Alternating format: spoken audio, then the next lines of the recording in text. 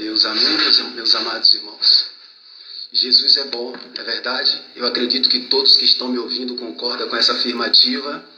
E o único objetivo que nós estamos aqui é porque o apóstolo Paulo disse que a bondade de Deus, ela nos conduz ao arrependimento. Se não fosse a bondade de Deus, nós até viveríamos, mas não de pé. O profeta Ezequiel disse: entrou em mim o Espírito e me pôs de pé. O único que eu posso dizer responsável, o único que merece toda a glória e toda a honra por nós estarmos de pé, é aquele que nos chamou. A palavra de Deus diz que aquele que começou a boa obra há de aperfeiçoar. Então, o que tem que estar fresco na minha mente e fresco na sua mente, não podemos esquecer isso, porque se você parar para analisar todo o contexto do Antigo Testamento, é uma carta de Deus para Israel dizendo: lembra-te de onde eu te tirei, lembra-te que fostes escravos no Egito, o que fiz por ti, como te guiei pelo deserto de feras, como tirei água da rocha, como fiz maná cair do céu. Mas o problema era que Israel só comeu o maná que caiu do céu. Israel não comeu o maná que desceu do céu. E o maná que desceu do céu é o que se fez carne e habitou entre nós e dá vida aos homens. Jesus Cristo de Nazaré. Ele disse: o meu pão, o meu corpo é a verdadeira comida e o meu sangue a verdadeira bebida. E aí eu pergunto: de que fonte nós estamos bebendo? De que aprisco nós somos? E qual é a fonte que nós estamos sendo alimentados? É a fonte que desceu do céu, porque Jesus disse: vossos pais comeram o maná que caiu do céu, mas voltaram a ter fome. Porque eles não entenderam que Cristo era de fato quem ele dizia que é. Amados, aprendam uma coisa: a Bíblia, de Gênesis a Apocalipse, é recebida por fé. Israel não precisava de fé. Israel só precisava de obedecer. Cresce ou não cresce. Eles tinham uma lei física, eles tinham o Torá, o Pentateuco. Então Deus usa Moisés, usa Josué, usa os profetas para dar uma palavra, uma lei escrita a Moisés. Alguns entendem também que Deus deu uma lei oral, ou seja, uma lei não escrita, mas que passava de geração para geração, verbalmente. Mas o que nós podemos afirmar é que Deus deu uma lei escrita. Israel só precisava viver o Antigo Testamento e seria o povo aprovado por Deus. Agora nós, a palavra de Deus diz que bem-aventurados são os que não viram, mas crê. Há dentro de você verdadeiramente o sentimento de fé para crer no Deus imutável? O Deus que a palavra de Deus disse que no Antigo Testamento todo homem, quando queria findar com uma contenda, ele se interpunha com juramento, e aquele juramento, servindo de uma garantia, findava com toda contenda entre dois homens, entre irmãos. A Bíblia diz que quando Deus quis dar a entender a Abraão a imutabilidade da sua promessa, visto que não tinha ninguém maior por quem ele jurar, ele jurou por si mesmo, dizendo a Abraão: certamente te abençoarei e te multiplicarei. E toda a base de fé que Abraão teve, a única coisa foi o sustento da palavra do Deus que não muda. Porque os homens terrenos, eles teriam que jurar por algo superior a eles.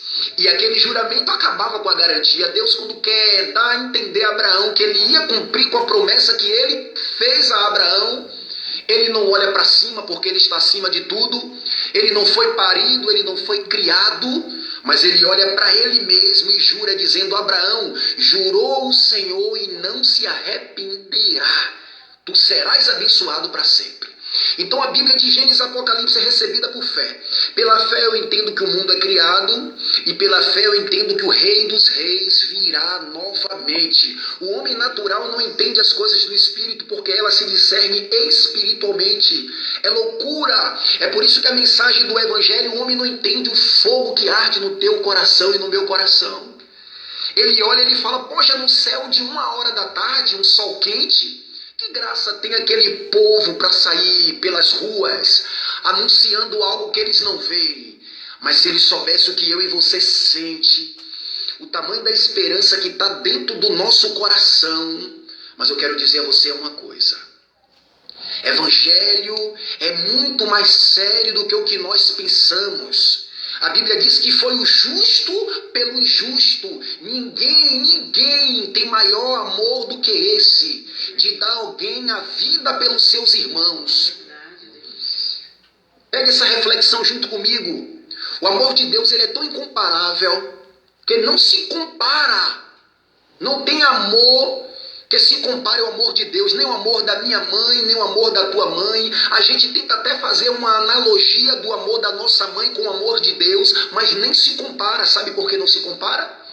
Porque a sua mãe, com todo o amor que ela tem por você, a minha mãe, com todo o amor que ela tem por mim, a minha só dá a vida por mim, mas por você ela não dá, porque ela é minha mãe, mas não é a tua mãe. A sua mãe, por todo o amor que ela tem, mas o amor é de mãe. Ela só dá a vida por você, mas por mim ela não dá. Nós podemos perceber isso naquela parábola das duas mães, quando chega para Salomão para julgar a causa delas duas. Uma não tinha amor nenhum, porque o filho não era dela.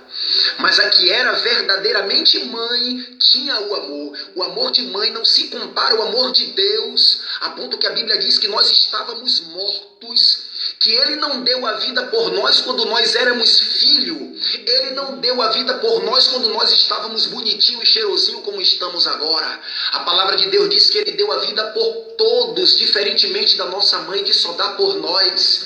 Ele deu por todos. A Bíblia diz que Deus amou o mundo de tal. Esse tal é uma maneira incompreensível à minha mente limitada, a ponto que o apóstolo João não encontrou palavra para descrever a longitude e magnitude do amor de Deus, e ele disse de tal maneira. Aí você que ouve essa revelação da palavra, entra no teu coração e é tomado de uma tão grande convicção de que o amor de Deus é que te domina, a graça do evangelho é que te conduz, o poder da cruz que é a tua suficiência, porque hoje eu existo, eu tenho essa ideia de existência porque eu creio mais do que tudo que alguém morreu para eu existir. Foi um preço muito caro. Foi a vida de Cristo que foi dada pela nossa vida. A palavra de Deus diz, eu sou a luz do mundo, e os que me seguem não andarás em treva. Todos que seguem a Cristo em espírito e em verdade, não dentro de um padrão religioso, não dentro de um padrão denominacional, porque a religião e muitos conceitos denominacionais está bloqueando, cauterizando a mente de muito crente para entender a graça do evangelho. A palavra de Deus, ela diz que Jesus agora, ele chega lá em João capítulo 3, e uma obra de milagre, uma obra de maravilha, ao qual os sacerdotes não conseguiam operar, profetas não conseguiam operar, e eles tinham a palavra de Deus dentro do templo. Mas sabe o que acontece? A lei estava perdida dentro do templo. É o que está acontecendo em muitas igrejas. O livro da lei está perdido, aí não há cura, não há libertação, não há milagre, não há palavra de vida. As almas vão e batem até palma, mas o coração não é transformado. A mensagem do evangelho não alcança o coração, porque elas vão em busca de ouvir Deus falar com elas, mas não vai com o intuito de louvar e glorificar aquele que a palavra de Deus diz que é competente para julgar vivos e mortos pela manifestação da sua vinda.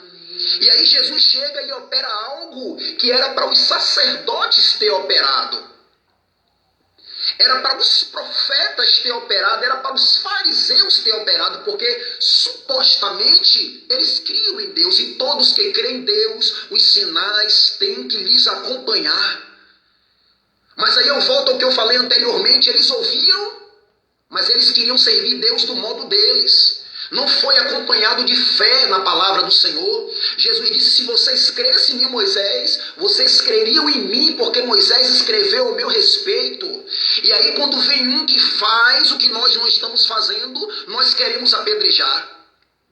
Quando vem um e cumpre a vontade de Deus na íntegra, se entrega de todo o coração, em espírito e em verdade, se deixa ser um vaso moldado nas mãos do Senhor, nós o acusamos. Lembra de Judas? Eu não esqueci de João não, capítulo 3, eu vou voltar. Você lembra de Judas? A Bíblia diz em Mateus capítulo 26, que Jesus estava na casa de Simão, aquela mulher cheia de gratidão, porque a palavra de Deus diz que quem muito é perdoado, muito ama.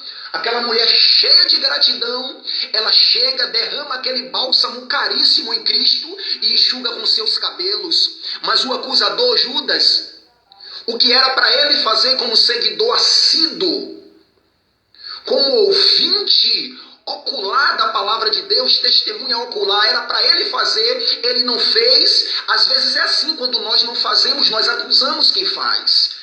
Mas Deus está dizendo: nada julgueis antes do tempo, porque Ele é o dono da vinha, nós somos apenas administradores e precisamos ser achados fiéis. O que era para ele fazer, ele não fez. Dá o valor que Jesus merece. Dá o valor que Jesus tem. Porque ninguém pode dar valor a ele, apenas reconhecer o valor que ele tem. Aquela mulher reconheceu.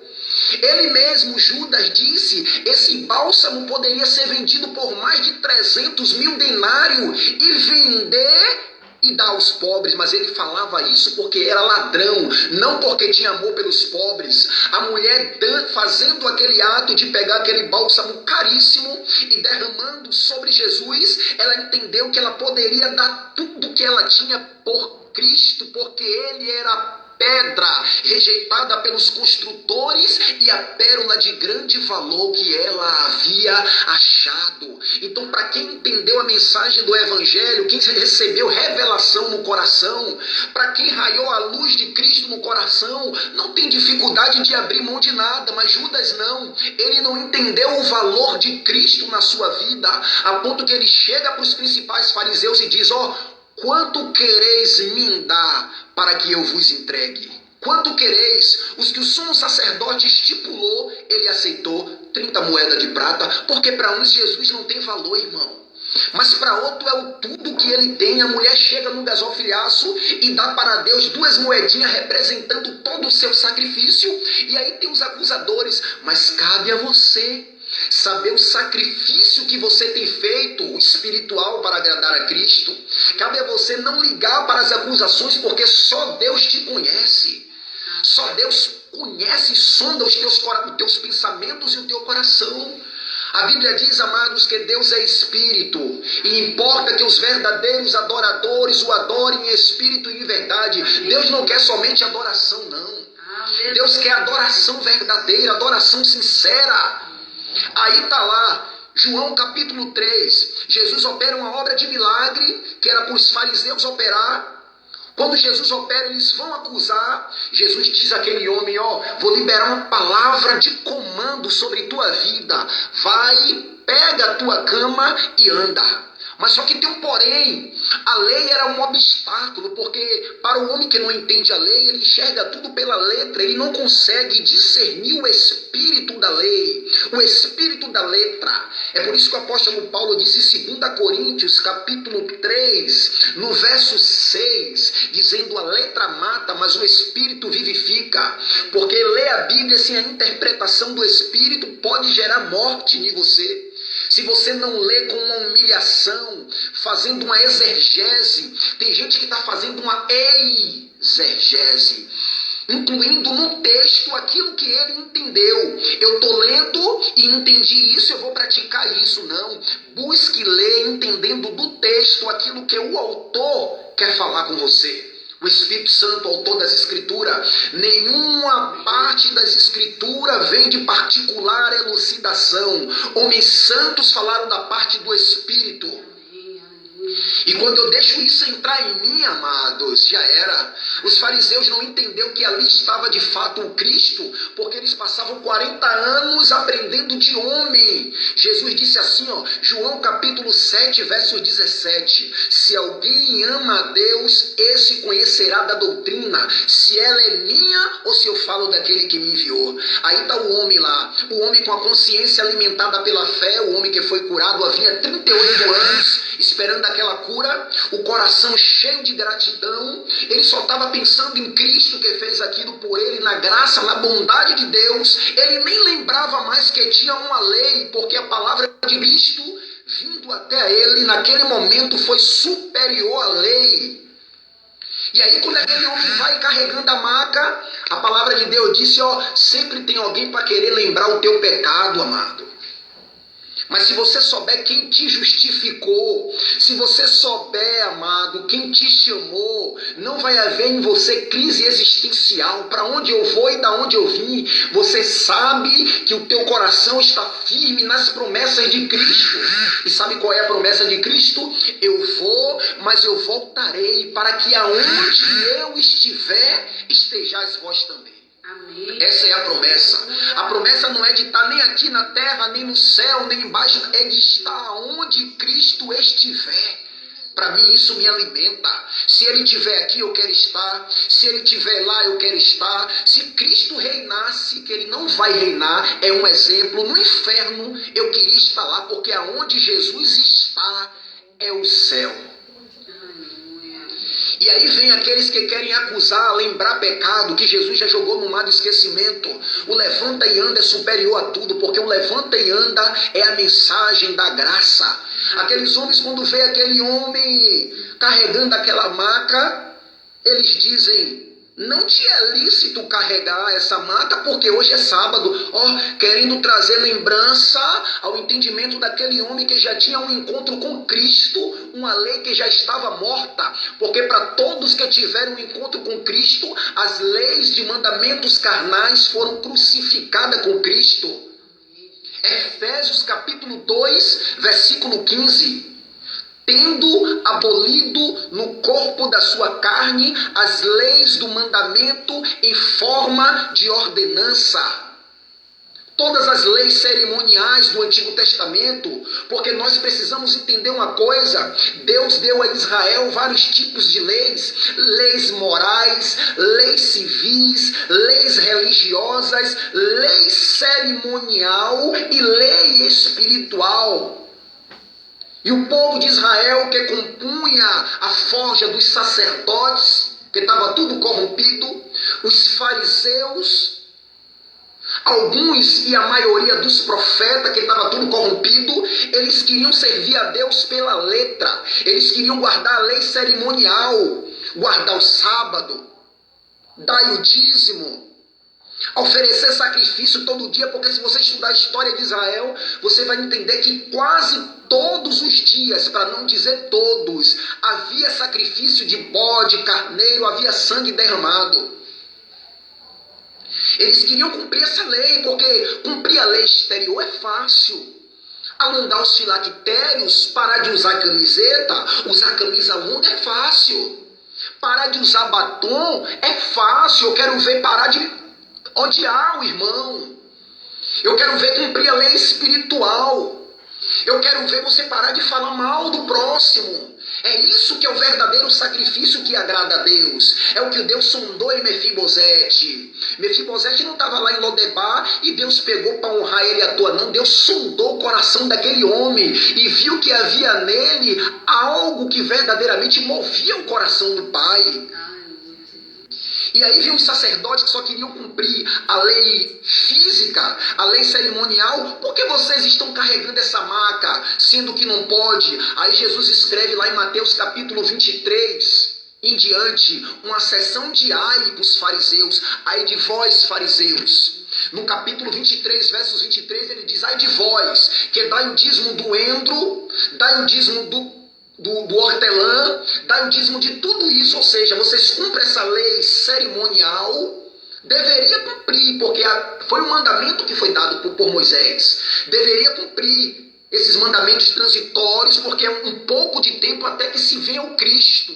Deveria cumprir a lei cerimonial, mas não negligenciar o que há de maior valor na lei, que é o amor, a misericórdia. Então o que Jesus estava dizendo para eles vocês deveriam cumprir as leis cerimonial, mas não negligenciar a lei espiritual, porque o que salva é a lei espiritual. Amas o teu Deus acima de tudo, que eles não faziam, e ama o próximo como a ti mesmo. Eles não amavam. Estava escrito na lei que quem defraudasse o seu próximo levantando um mau testemunho deveria ser morto. E você vê na história do povo de Israel constantes falsas acusações na vida de Estevão. Pagaram falsa testemunha os capitães do templo. Os homens que tinham a lei, encarregado de ensinar o povo, mas estava perdida dentro do templo. Aí Deus tem que levantar o rei Josias em um nascimento profético, profetizado pelo profeta que veio de Judá, o rei Jeroboão, para profetizar contra o altar de Betel, dizendo: altar, altar, assim diz o Senhor, eis que um menino nascerá à casa de Davi, cujo nome é Josias, e sacrificará cinzas de sacerdote sobre esse altar de Betel. Mais de não sei quantos anos o rei Josias vem nascer em cumprimento à palavra do Senhor, que não cai por terra. Ele não é homem que minta, nem filho do homem que se arrependa.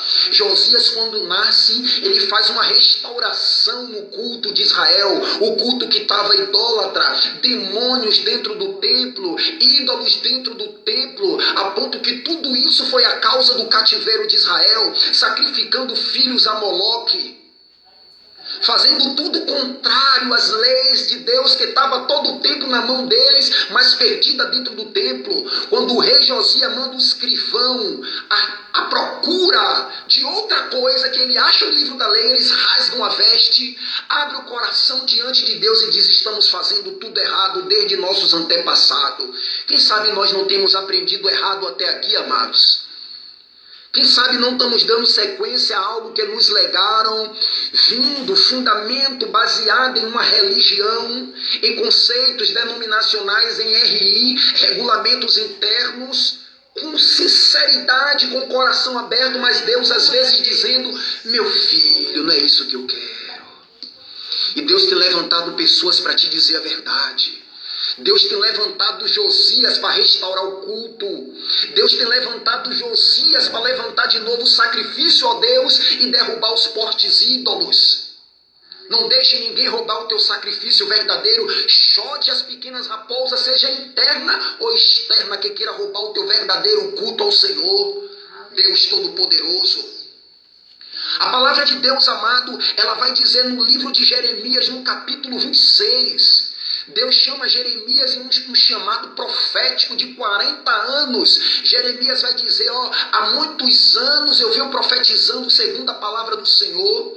O Senhor tem levantado profetas que, levantando o seu chamado profético, de madrugada tem profetizado, e vós, casas de Israel, não tem dado ouvido ao manancial de águas vivas para buscar cisterna rota.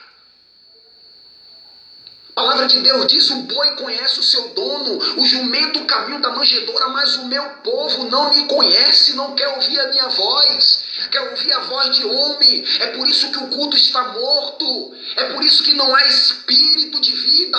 A glória de Deus anda na asa do querubim, Deus dando visão a Ezequiel, e sobe, saiu do templo e acabou, foi-se a glória de Israel. E aí Deus levanta Jeremias no capítulo 26 para profetizar contra a casa de Israel dentro do templo. Deus fala com Jeremias: Jeremias, se põe no átrio e profetiza contra todos os reinos da casa de Judá, todas as cidades da casa de Judá, e diz: assim diz o Senhor. Ou seja, eles estavam indo para dentro de um templo, mas o verdadeiro objetivo não era estar dentro do templo, era estar dentro do reino. Era ser verdadeiramente não chamado, mas escolhido, porque muitos serão chamados e poucos escolhidos. Multidão, multidão no vale da decisão. O Senhor virá, amados, tomar vingança contra aqueles que estão brincando de ser crente, brincando com o evangelho de Deus, seja ministro, seja líderes ou seja ovelha. Porque Jesus chegou no templo, ele expulsou todos, os que vendiam e os que compravam. E aí eles iam adorar com a mente dele tranquila, tranquila, tranquila. Quem sabe entra na minha casa. E Deus dizendo, de hoje que eu estou na porta batendo, mas a porta está trancada, está com portão e está com colete à prova de Deus. É o coração de Israel. Nós representamos Israel espiritual como um todo. E aí pense você, o lugar da adoração, olha, veja que o defeito não está em Deus. Veja que Deus é santo e não pode contemplar o mal. Os serafins, até agora, esse momento que eu estou pregando, os serafins estão lá dizendo, santo, santo, santo é o Senhor dos exércitos. Veja que o pecado está no nosso coração e precisamos nos purificar. O povo ia com o coração tranquilo, adorar a Deus na casa de Deus. E Deus levanta um profeta para lembrar eles que eles precisavam ajeitar as pendências com Deus, porque todo o sacrifício que eles estavam indo levar era um sacrifício hipócrita. Jeremias dizia, ó, rasgai os corações e não as vestes. Joel. Então Deus queria uma sinceridade de Israel. Aquele homem que levantou de 38 anos estava assim sincero diante do Pai, e os fariseus dizendo, não te é lícito. Ele disse, não entro em nada. Aquele que me curou, que teve autoridade para liberar a palavra que vocês não tiveram, o que você quer não está em todos. O que você precisa só está em que verdadeiramente tem a palavra do Evangelho. Aquele homem disse, o mesmo que me curou, disse, toma a tua cama e anda. Para encurtar essa palavra, amados, a palavra de Deus nos adverte dizendo assim, ó, saíram do nosso meio, mas não era dos nossos. Porque se fosse dos nossos, teriam permanecido conosco. Não pense você que Deus está enganado ou desesperado, pensando que está perdendo a guerra entre o bem e o mal, aquele conflito que a palavra de Deus já me diz que Deus é mais que tudo. Não pense você que Deus está em pé, aflito, dizendo quantas pessoas têm se afastado, quantas pessoas não me querem mais, como uma mulher que foi desprezada por um judeu que, quando achasse qualquer coisa indecente nela, poderia mandar embora. Não pense você que Deus está aflito. A palavra de Deus é clara no livro de 2 Timóteo, capítulo 2, versos 19. O firme fundamento de Deus permanece tendo este selo. Deus conhece quem são os seus. E mais, aparte-se da injustiça todos que professam o nome do Senhor. Amado, Deus conhece quem é o dele. Deus não está enganado não, amado. Porque pastor fulano de tal é ladrão, o bispo fulano de tal é hipócrita, o presidente é isso. Isso não me dá margem para que eu venha continuar no meu erro. Sabe por quê, amado? A tua vida com Deus é individual. A palavra de Deus diz que todos estarão de pé diante do tribunal de Cristo, cada um dará conta de si a Deus. Sabe o que é que eu vou te dizer? Escuta, chega um pouquinho mais perto. Chega um pouquinho mais perto que eu vou te dizer algo. Temos Cristo como nosso reflexo, como nosso modelo. Se eu estiver olhando para supostos mestres, para supostos guias ou supostos crentes que se diz ter a lei no coração e deixar de servir a Deus em espírito e verdade, deixar de viver as promessas que Deus tem para mim por causa deles, pode chegar o dia da minha partida, eu posso morrer fora do lugar que Deus queria. E quando eu morrer, esses falsos profetas, esses falsos mestres se arrependerem de todo o coração, porque ninguém sabe quem é o escolhido. O reino de Deus será um dia de surpresa, o dia do julgamento. Eles podem se converter, se arrepender, Deus iluminar e eles serem salvos. E eu que baseei o meu estilo de fé neles, naquele grande dia ser reprovado. Sabe por quê? Temos um compêndio de uma palavra perante nós. Jesus disse assim, olhai para mim, sede salvo todos os confins da terra. Isaías 45, versos 20 e 22. Então, naquele grande dia, o julgamento de Cristo será justo, porque ele julgará pela palavra. Eu acredito que um dos livros de Jesus virá na mão, aonde João e Apocalipse disse, e abriram-se os livros, será a palavra.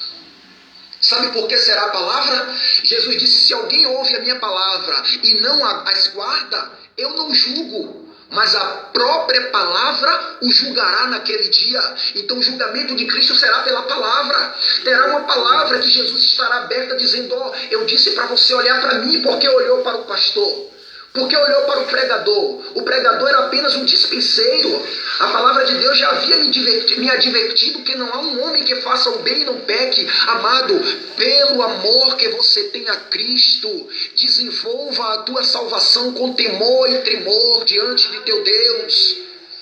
A palavra de Deus diz que pela graça fomos salvos, e isso não vem de vós, não fomos salvos pelo pastor, nem pelo ministro do Evangelho. A graça, a glória da cruz não pode ser tirada de Cristo e dada a homens e dada a ritual.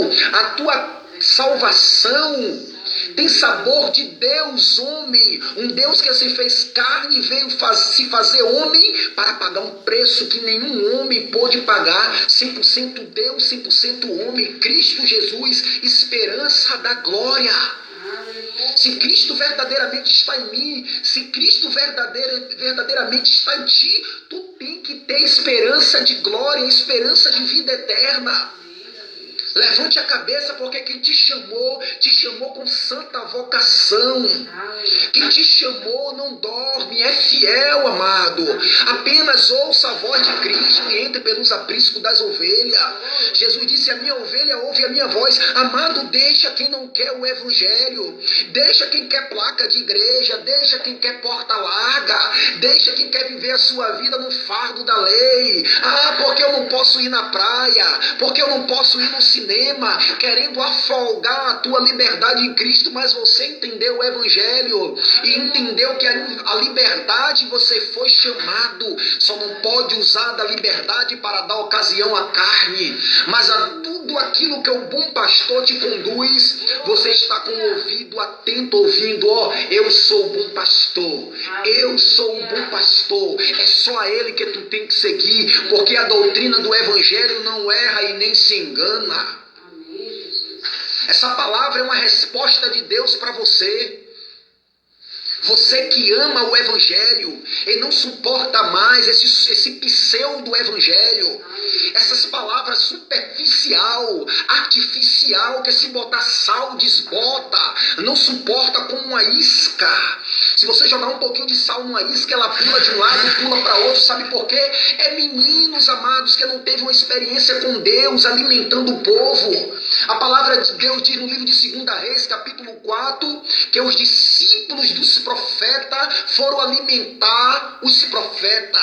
A palavra de Deus diz que eles saem para colher e colhem, sabe o quê? Coloquíntida. Eles colhem veneno, eles botam na panela, botam para cozinhar, e a palavra de Deus disse, porque não os conhecia. Eu estou vendo um menino no púlpito dando ao povo que não conhece. A palavra de Deus diz que quando os profetas comem, os profetas não vão ao discípulo que preparou a comida. Os profetas agora vão a quem tem a palavra do comando, a palavra divina da autoridade do Espírito Santo. E diz, homem de Deus, morte na panela. Amado, só quem tem a mensagem do Evangelho é que pode destruir o que a religião construiu e construir os conceitos de Cristo, do Evangelho do Senhor na tua vida. É quem tem a mensagem do Evangelho que não vai te enganar, porque entende que a Bíblia diz que sobre os ministros repousa um juízo maior. Não queira ser muitos de vós, mestre. E hoje eu vejo muitas pessoas se nomenclaturando. Eu sou bispo, eu sou pastor, eu sou presbítero. Abra depois no livro de Hebreus. capítulo 5, versículo 4, falando dos sacerdotes, a palavra de Deus diz: ninguém toma essa honra para si, a não ser quando levantado por Deus, como aconteceu com Arão. Eu estou vendo muitas pessoas se nomenclaturando, menino, dando ao povo que não conhece e está dando morte. Aí quando envenena o povo, tem que chamar o homem que tem a palavra, o homem de Deus, morte na panela. Eliseu vai, pega a farinha aí, porque quem tem palavra tem, quem tem restauração tem, quem tem espírito de vida tem, quem foi escolhido foi, amado. Eliseu joga a farinha na panela e disse: comei agora, tira e come, dá de comer ao povo, porque quem tem a palavra de profecia, quem tem a palavra do evangelho, amado, não é em todo lugar que ele está. Quem tem a mensagem do evangelho, ele não é melhor do que ninguém, mas ele sai com um objetivo direcionado pelo Espírito Santo. Ele entende que não é em todo meio que Deus está falando, não é em todo lugar que Deus quer usar ele para falar. Ele é um homem em um determinado ponto seletivo. A seleção dele vem do Espírito. Ele é totalmente guiado pelo Espírito. Deus envia o profeta para ir até Jeroboão e fala: não coma nada, não beba água, vá, leve a minha palavra e volte. Porque a missão é específica. Profeta de Deus que tem a palavra não anda misturado em qualquer meio. Ouve uma palavra aqui hoje, amanhã eu vou em outra igreja ouvir outra, depois eu vou em outra igreja ouvir outra, porque o reino de Deus está dentro de vós. Ele não anda à procura de palavra. Você não vê Elias de lugar em lugar procurando palavra, sabe por quê? Porque ele entendeu que ele tinha a palavra de Cristo no coração.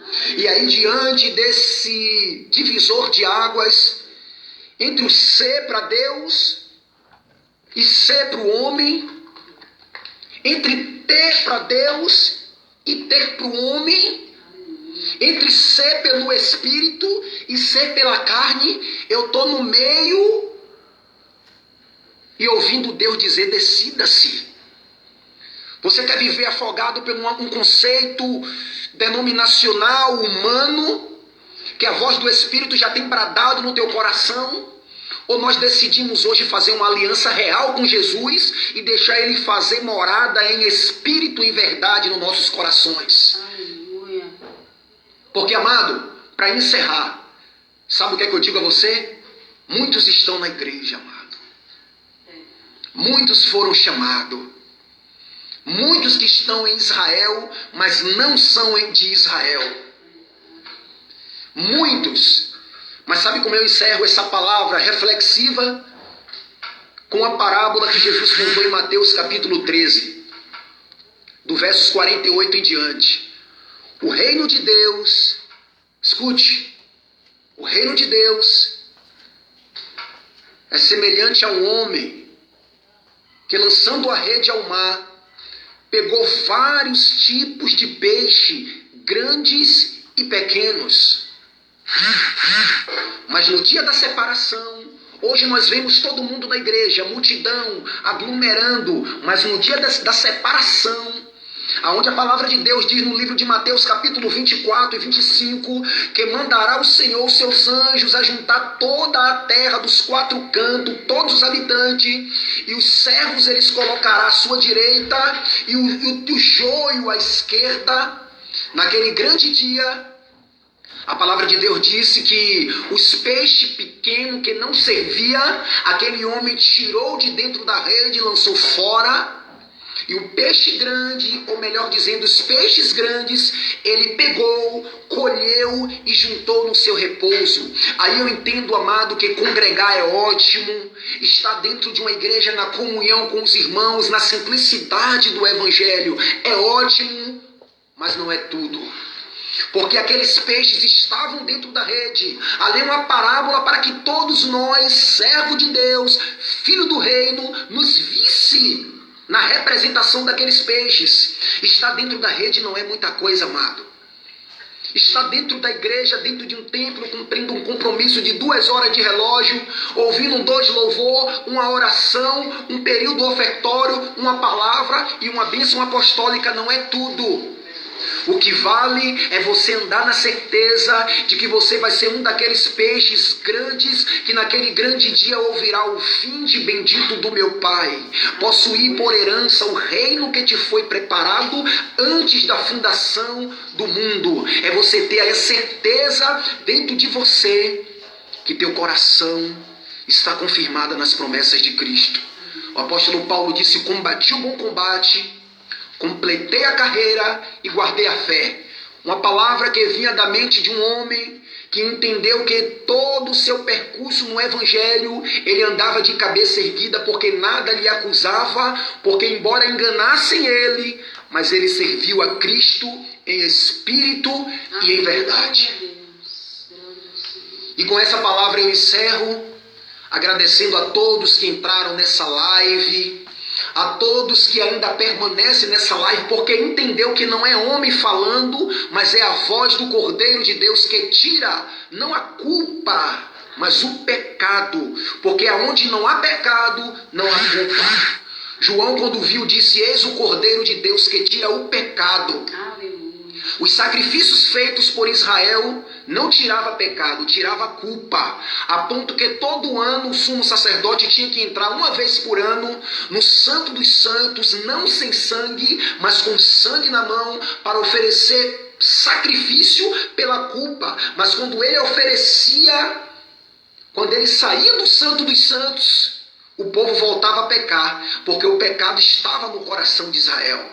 Mas Jesus não. Quando João viu, João disse: eis o Cordeiro que tira não a culpa, mas o pecado, porque aonde não há pecado, não há culpa.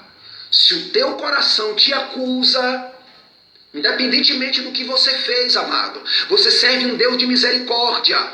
Se o teu coração te acusa, a palavra de Deus disse: Deus é maior do que o teu coração. Sabe por quê? Porque há mais amor em Deus do que pecado em mim e em você. O amor de Deus nos constrange. Amém, amados? Eu te agradeço com um beijo santo e quero orar juntamente com a minha amada esposa por cada um de vocês que assistiram e até agora permaneceram nessa live. Vocês que vão entrar agora, ouça do começo essa live e tenho certeza que o Espírito Santo, que não fala ao ouvido, mas a corações, ele vai falar contigo. Sabe por quê? A única maneira que Deus tem de falar na terra é através da igreja. O único ministério de Deus na terra, ministério profético passou, apostólico passou, e agora é o ministério mais glorioso de todos, que é o da igreja, porque inclui os profetas e inclui os apóstolos junto. Quando Deus quer falar com Nabucodonosor, Deus não se apresenta a Nabucodonosor. Quando Deus quer falar com Faraó, Deus não se apresenta a Faraó. Deus diz: eu tenho uma igreja na terra. Daniel, vem cá, porque eu falarei a tu e tu falará a Nabucodonosor. Moisés, vem cá, porque eu falarei a tu e tu falará a Faraó. E Deus está dizendo a você: levanta-te, põe-te em pé, porque falarei contigo e tu falarás às nações. Tu falarás ao mundo. Porque para Faraó, Deus se apresenta como o Deus eu sou. Moisés ficou preocupado: o que direi a Faraó? Vai e diz que eu sou o que sou. Mas a Moisés, Deus se apresenta como o Deus de Abraão, de Isaac e de Jacó, o Deus Todo-Poderoso. Para você e para mim que somos igreja, Deus tem nome. E o nome que ele apresenta a ti é o Deus de Abraão. Sabe o que é que ele está querendo dizer a Moisés? Moisés, eu sou o Deus de Abraão. O Deus que fiz na vida de Abraão e faço na tua. Deus estava querendo trazer fresco à memória de Moisés que ele era um Deus, alguém que operou algo na vida de Abraão e operara na vida de Moisés, e não é diferente na minha e na tua. Sabe por quê? Porque abrimos o coração para a sua santa e bendita palavra. Eu vou dar essa oportunidade maravilhosa à minha esposa para ela encerrar com a oração. Amém, amados? Um grande abraço, ouça do começo e deixe Deus falar contigo. Amém? Eu amo todos vocês, amados. Amém.